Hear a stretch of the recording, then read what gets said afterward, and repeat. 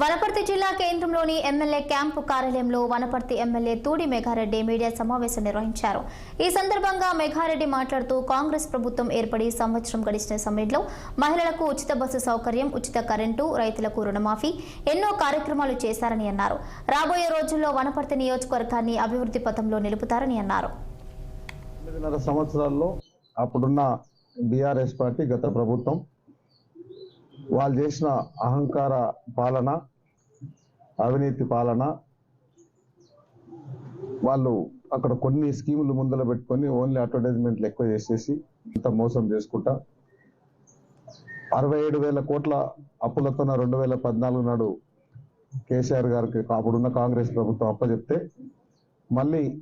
December 7th అంటే రేపు 2023 రోజు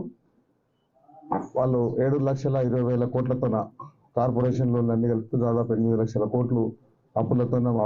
కుప్పతోన తెలంగాణ రాష్ట్రాన్ని కాంగ్రెస్ పార్టీకి ఇందిరమ్మ రాజ్యానికి అప్పచెప్పిన